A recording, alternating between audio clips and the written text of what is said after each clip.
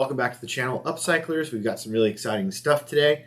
So we're going to look at a graded card return, and hopefully we're going to make some green while being green. So let's get right after it. Should be a pretty short video today. Just have a handful of cards here. I think what these are, I honestly don't even know. I have a number of orders that I've sent in over the last couple of months, but I think these are going to be, there's a group of cards that I sent in to my bulk submitter pre-screening thing. That, let me sure I get these the right way. Yeah, okay, so that's, okay, good. There we go. Okay. We got 1, 2, 3, 4, 5. Perfect. I was right. 5. Okay, so I sent in an order to the group submitting service that I use, gotbaseballcards.com. Love those guys. Very happy with their work. And there were a few cards that they recommended sending to SGC instead of PSA. So there was a handful that's what these are. The rest went on to PSA. Obviously, SGC is getting their stuff done a little quicker than PSA these days. So I just got this back in the mail yesterday, and I'm probably going to get the rest of the PSA stuff back in hopefully the next few weeks, and I'll make a separate video on that. Also, I'm going to be doing a separate video later today. I'll probably film it right after I'm done with this. These are the ones that they found to have issues that they didn't recommend grading at all. I'm getting a lot better at pre-screening these. The vast majority of these in the past, and I would expect these as well, are surface issue stuff.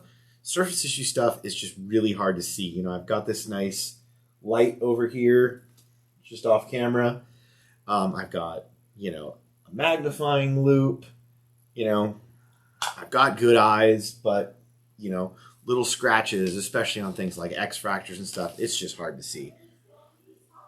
So, anyway, we'll look at those. But the interesting part is these are all the rejects from all of the orders I put in over the last couple of months, which was nice that they didn't wait to get the orders back to marry them back up with the original list, but they just sent them all back. So the next couple, 3 shipments I get back from them will just be graded cards, and these are all of the excuse me, raw reject. Okay, anyway, here we go. Now there is a Marvel card and a Batman card in here, which is the first time I believe we've done anything like that, so that should be interesting. Very much hoping for 10s on those, because a lot of the Marvel stuff just doesn't have a tremendous amount of value unless it's 10. That's just, you know, just kind of the state of the world. Okay, without further ado, we have a Scarlet Witch. This is a this is one of the like insert chase holo card things from the Marvel Masterpieces set from '94. They're just really cool looking cards, and this one looks super clean to me. So I'm hoping that I did a good job, and this comes back at 10. So let's see what we got. A 7. Really? What in the world is wrong with this that would give it a 7? And how did the pre-screener not catch whatever that problem is? Because I would not want this graded if it got a 7. Okay, that is not a good start. Let's hope we do better on this one. Okay, so this is I believe this is a Batman hologram. Oh no, this is the black and white one. Or black and gold, I should say. These are really cool looking cards. This was from the Batman Forever set in '95, I believe, and it's the Fleer metal ones. And yeah, this is one of like the special, you know, short print insert things. Let's see how this one did. 7.5. Wow, they just do not like comic book cards over there apparently. So that sucks. All right, moving on to regular sports cards. Okay, this is just a base Kobe Topps rookie. Again, this looked really good and really clean to me. Let's hope this does a little better than those.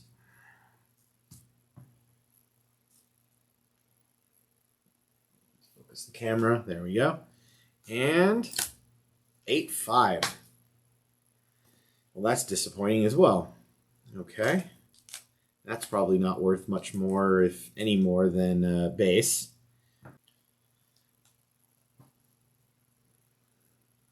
Okay, here is our Jeter rookie. Just Topps base. That got an 8. Wow, this is a rough one. Yeah, those are probably not worth any more than raw. Those are probably worth next to nothing now.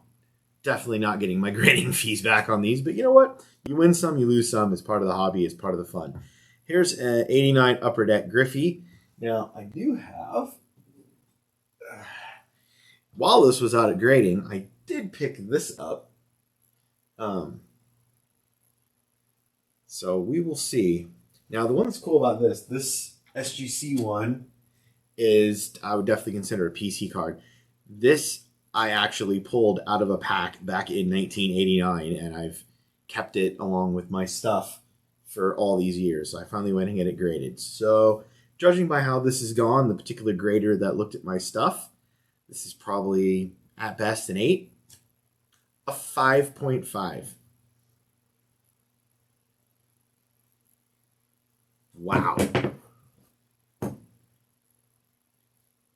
Okay, I don't know what to say about that. Huh. Okay, well, that was a rough one, guys.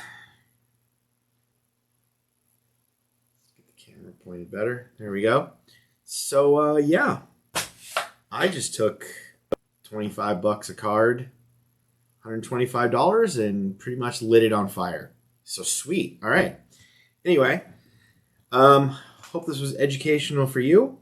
It was certainly disappointing for me. My attempt at shooting a video with my next attempt at a lucky hat was a colossal failure, so you will probably never see this hat again in a video. But yeah, there's my cards that came back. And yeah, if you enjoy this kind of content, please do subscribe, like the video, you know, let me know your thoughts on some of these cards and their grades. Yeah. So just by comparison, that's a 5. That has obvious clear corner damage. That is definitely off center.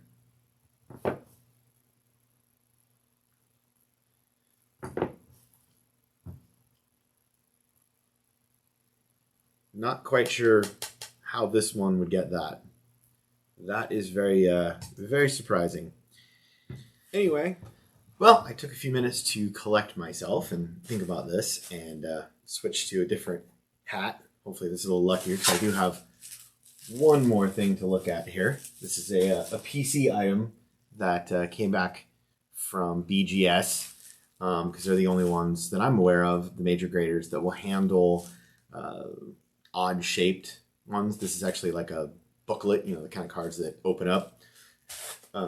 So that's very much a PC thing. So obviously, you know, you want the grade to be as good as possible, but I'm not really that concerned about the grade. I just wanted it encapsulated and protected so I could display it. I did just send an email reaching out to the guys at gotbaseball.com that did the pre-screening on these cards, because seeing what, if any, options there are, kind of what their tolerances are for, you know, what they recommend to grade versus not grade. Because in the past, pretty much everything I've graded with them comes back, you know, at least a 9. You know, anything that's going to grade worse than that, unless it's something super valuable, you know, they'll generally kick out. I'm actually going to record a separate and post a separate video where I've got some cards that they recommended not grading over a number of orders, and that'll be a separate video that I'll post at some point soon. So kind of understanding what's the difference between, you know, the stuff that's in these envelopes versus stuff that, you know, gets a 5 or a 7. Or is it simply just, you know, the subjectivity of any particular person that's doing the grading? Like, you know, is it worth cracking these and resubmitting them. I'm actually darn curious, especially with this one, what would actually happen if I cracked this out and sent it back into SGC or PSA. I'm not suggesting it's going to get a 10 or anything, but I mean, when you talk about this, like I was showing before, that's a 5. I mean, you can see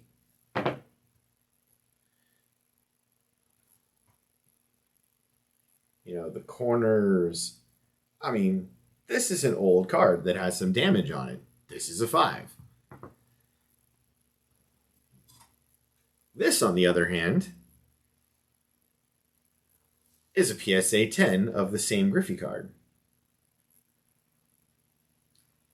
I mean, I know I've heard some people talk about the hologram on the back being really funky, but if you look carefully, let's see if I can zoom in on it there. There is a slight imperfection in the top of the diamond, and I wouldn't say that diamond is perfectly centered in the spot. Versus this one isn't necessarily any better or worse. So I'm struggling to understand the difference between these two here. So maybe I'll post a follow-up video if I get anything or figure it out, or if I do end up cracking and resubmitting this. But anyway, that's beside the point. Let's take a look at this last PC card, and we'll end from there.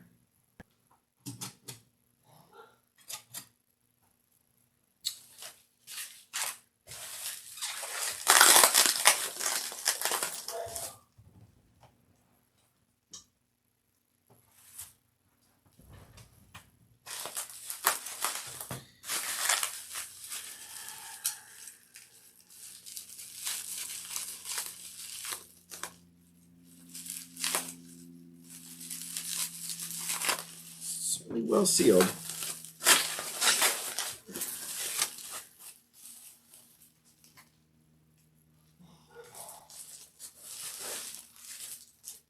Okay. Here's a big old slab. Okay, that's the bottom and the front. Okay, so what we have here is a Topps Diamond Icon. This is a dual relic book card of Gwyn and Tatis. They're probably my two favorite players and my two main PC guys. And when I saw this available raw, and it's numbered out of 10. Let's see if you can see that. There it is. So yeah, anyway, without any further ado, got a 9. The main problem with it was the surface. These book cards, well, I mean, actually, to be fair, having the corners and the edges on a thick book card like this at a 9.5, that's pretty good. I'm pretty happy with that. This easily could have actually gotten a gold label. But again, I'm not planning on selling this anytime soon, if ever. So in the grand scheme of things, it doesn't really matter that much to me. Like I said, this is definitely a PC card, but it's just a really cool,